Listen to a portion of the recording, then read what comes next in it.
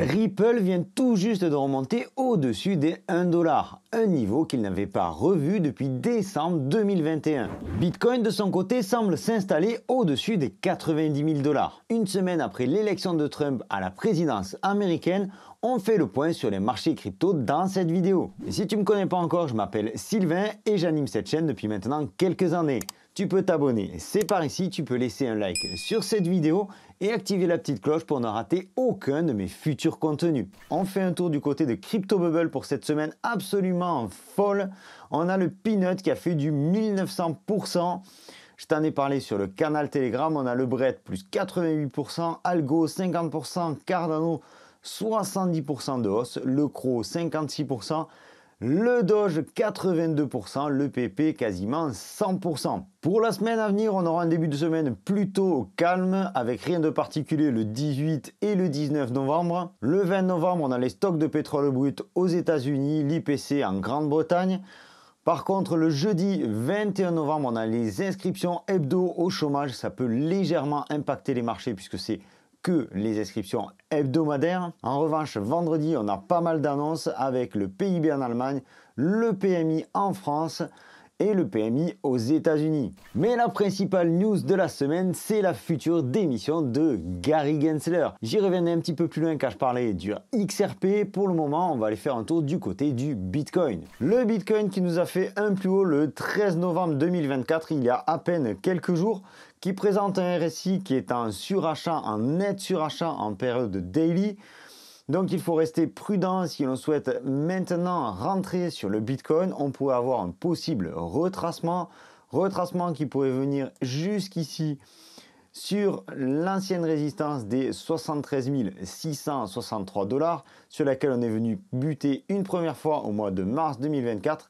Et il y a quelques jours, juste avant les élections américaines, fin octobre 2024. À court terme, on reste sur une tendance haussière. On n'a pour le moment aucun signe de retournement.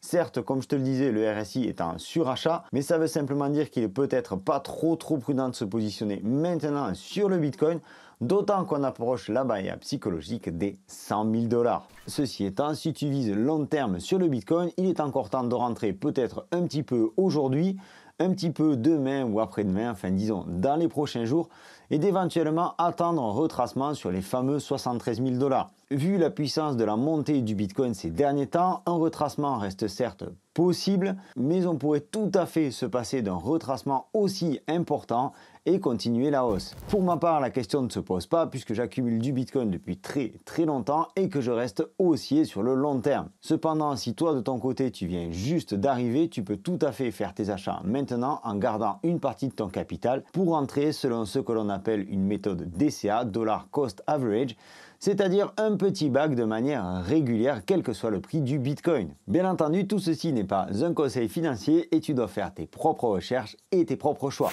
Du côté du Ripple, on a deux news qui viennent propulser la crypto. Suite à l'élection de Trump, on devait s'attendre à un jeu de chaises musicales sur certains postes clés et notamment le poste de Gary Gensler, président de la SEC, l'organisme de régulation américaine des marchés financiers. On sait que Gary Gensler est farouchement opposé au développement des cryptos. Et celui-ci ne se voit pas travailler avec le futur président des États-Unis qui lui est plutôt pro-crypto. Et donc dans une lettre publiée ce jeudi 14 novembre, Gary Gensler laisse entendre son départ très prochainement de la présidence de la SEC. Il souligne aussi qu'il est à l'origine de la mise en place des ETF, comme quoi tout n'a pas été négatif pour le marché crypto. L'annonce de sa probable démission a été favorablement accueillie par Ripple, qui traîne un procès avec la SEC depuis de nombreuses années. Il se murmure que le départ de Gary serait pour Thanksgiving début janvier, quelques jours avant l'investiture de Trump. C'est donc tout proche. Parallèlement, le projet de Ripple de lancer le RLUSD, un stablecoin indexé sur le dollar américain, a également contribué à la hausse du XRP. Et donc tu vois cette superbe bougie haussière sur le Ripple.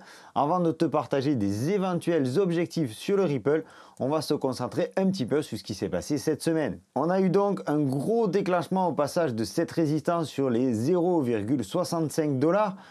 Passage de la résistance et qui concorde avec la fameuse lettre de Gary Gensler le 14 novembre. Et depuis, le Ripple a grimpé de 59%, dépassant efficacement les $1, la barrière psychologique des $1. Ce qui nous amène à penser que le Ripple pourrait rejoindre ses anciens plus hauts sommets, à savoir les quasiment $2 en 2021 et peut-être même plus si l'on revient encore davantage en arrière. On gardera cependant à l'esprit qu'on a ici aussi un RSI qui est en surachat. Je passe donc sur CoinMarketCap pour revenir un petit peu plus en arrière sur Ripple. On voit que ici le plus haut de Ripple a été atteint en 2018 avec un prix à 3,30 $. On voit que le plus haut du Ripple a été atteint en janvier 2018 avec un prix à 3,84 $. Seulement, il y a une chose importante que tu dois savoir. À cette époque-là, il y avait beaucoup moins de tokens en circulation. Donc la comparaison doit se faire non seulement avec le prix, mais via la market cap.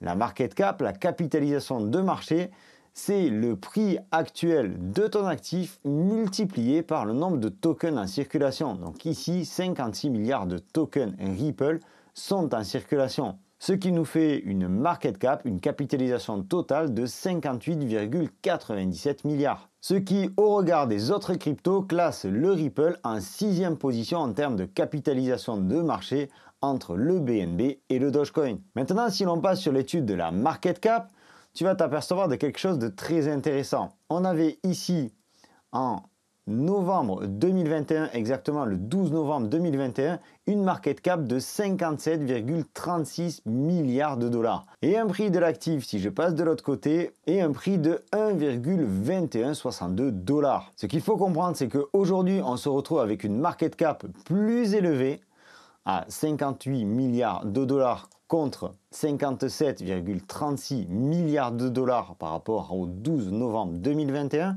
et un prix moins élevé, donc une market cap plus élevée et un prix moins élevé.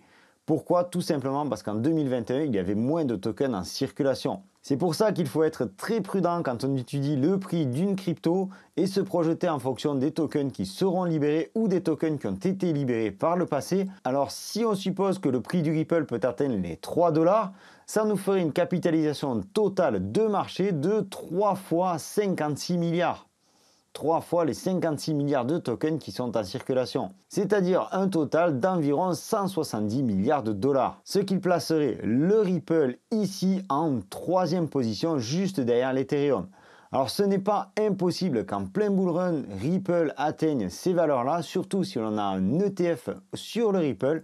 Cependant, je doute fort que l'on ait un Ripple à 10 $. À 10 $, ça nous ferait une capitalisation totale de 560 milliards de dollars. C'est-à-dire nettement au-dessus de l'Ethereum à son prix actuel, ce qui pour moi me paraît aujourd'hui difficilement réalisable. Mais on l'a vu ces derniers temps, le marché est complètement fou et devient totalement irrationnel. Pour ma part, je pense très sincèrement qu'il y a un x2, un x3, voire x4 ou x5 à aller chercher sur le Ripple, mais guère plus pour ce bullrun. Quoi qu'il en soit, félicitations à toi si tu as accumulé du Ripple pendant le bear market ou si tu as conservé tes Ripple et qu'aujourd'hui tu te retrouves en plus-value. C'était Sylvain pour Objectif Lune. J'espère que cette vidéo de point de marché ainsi que ce court interlude éducatif autour de la market cap et du prix d'un actif t'aura été utile, t'aura plu. Si c'est le cas, je t'invite à liker cette vidéo. Je t'invite également à t'abonner si ce n'est pas encore fait. Je te donne rendez-vous dans une prochaine vidéo. D'ici là, prends soin de toi et de tes cryptos. Ciao!